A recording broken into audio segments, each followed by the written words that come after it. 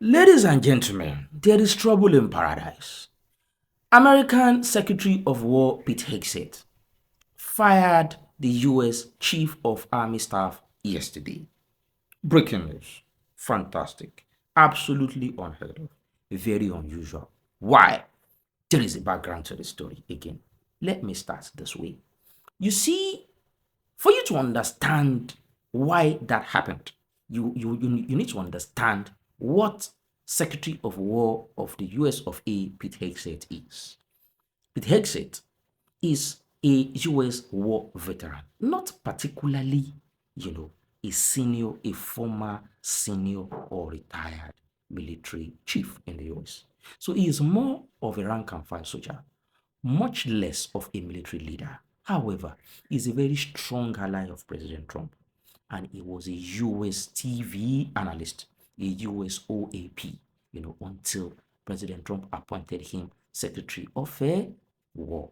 So that way, it means essentially he is the bureaucratic boss of his bosses. Do you understand? He is the equivalent of a minister in Nigeria, for example. That's what they call secretaries in the US. So he is the bureaucratic, the paper pushing boss of those folks who used to be his military bosses. That is one. Number two, Secretary of War Pete Hegseth was the one who changed the traditional name of what used to be the US Department of Defense to the US Department of War. What was his argument? He said that the reason America has been losing, so to say, has not been winning a lot of the battles and the wars, it has prosecuted in recent times, is because the war fighting spirit, the warsome spirit is gone. That ostensibly because the name of the department of is the Department of Defense, the American war machine essentially defends.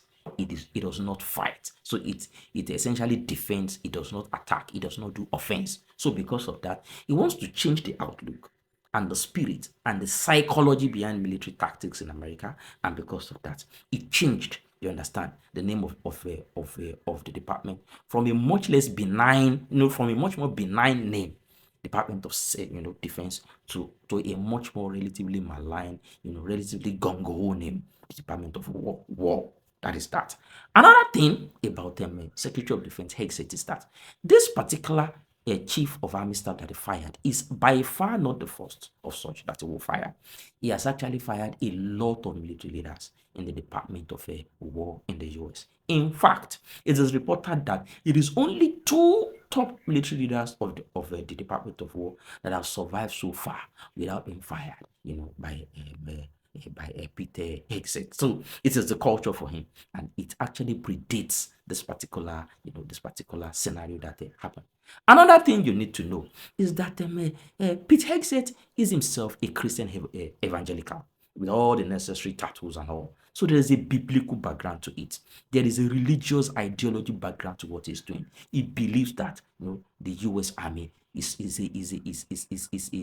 a fighting machine that must, so to say, fight, for the religious reasons and for biblical, reasons. That is again one of the things Pete Hegseth is about. You also must understand that Pete Hegseth is the US Secretary of War that mainstreamed substantially to a much higher level than previous secretaries the use of AI, particularly into target acquisition and target aggregation, in the course of war fighting of the US military. Let me explain. This is the idea. You see, before now, if America wants to do any battle, they have to choose the places, the individuals, the targets that they want to use the fighter jets and other artillery to attack. That role used to be for humans. It is human entities, military planners and experts that will sit and say, these are the places we want to attack. And in fact, these are the places we do not want to attack. Largely civilian areas for humanitarian reasons. Pete Hegseth now removed as much as possible the human element, the human loop, and then inserted, essentially AI, Claude, Anthropic, and all. So now what AI does is that AI does it by far faster. According to some experts, AI does it faster and better 30 times than humans do. However, there is a problem. AI is blind. Blind in the sense that AI may not be as sensitive as humans. AI may not be as perspicacious and as humans to be able to separate military targets from civilian targets. To make things even more complicated, there is a particular office in the US Department of Defense that is peopled by military lawyers. The role of those military lawyers is to essentially, essentially vet the list of targets and say, okay, according to military law, according to international humanitarian law, this particular target is civilian. This particular target will affect women and children. This particular target has to do with civilian infrastructure. We are going to remove it from the targets, that the AI has chosen, to essentially, attack. However, Pete Hegseth cancelled this office and fired all those military lawyers and the planners. He said, according to him, they are reducing the legality. They are reducing the ability of the US war fighting machine to prosecute war as it deems fit, making it essentially softer instead of harder like a proper military should be. That way, the decision making was now put in the hands of largely AI. The human in the loop element was essentially extracted and discarded. And because of that, a school like the Minab school in Iran that was attacked on the first day of the war, February 28, where close to 170 school children died. That was one of the implications of the removal of the human element from the AI decision making as to where to attack and where not to attack.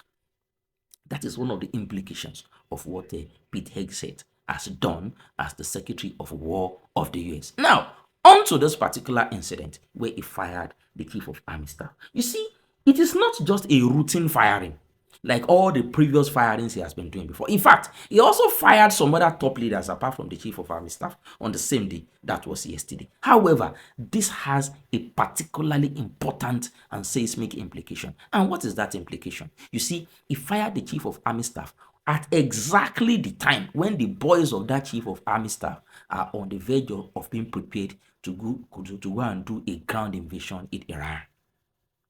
Do you understand? It is like firing the head of a school, the principal of a school, at exactly when the students of the school are preparing for the WAEC or JAMB exams. That is particularly seismic. That is, it has a very significant implication. And again, I want you to look at this issue from an angle. You see, the military leaders of America, their overt role is to take their boys to war and win. But it is by far more than that. There is another important role that is no less important as taking their boys to war and win. And that role is ensuring that as many of their boys as possible come back in one piece, alive and well, not in boxes and coffins. Exactly. Do you understand why? You see, when it comes to paying the price for human casualties, when it comes to American war fighting, that price is paid first and intimately by the military officers themselves and their leaders than the politicians. When the politicians pay, politicians like Pete Hegseth and Donald Trump, when they pay, they tend to pay belatedly, sometimes never. And when they pay, they tend to pay at the polls at the next election, midterms or the next presidential election. However, it is the military leaders and planners that actually pay the immediate price. The culture is that when such casualties happen and those unalived soldiers are brought back home, it is the military leaders and officers that actually go knock the doors of the families of the deceased to inform them that we are sorry, we have lost your son. We are sorry, we have lost your daughter. So, as Chief of Army Staff, his role is not just that of a war-fighting general.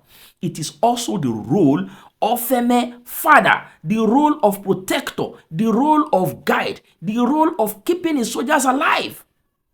And that is why they are usually the most measured, the military leaders, when it comes to war.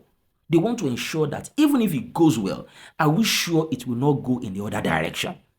And the suspicion is that this particular Chief of Army Staff may have been grandstanding because he's scared that he may not be able to bring enough of his boys back home like he would have wished.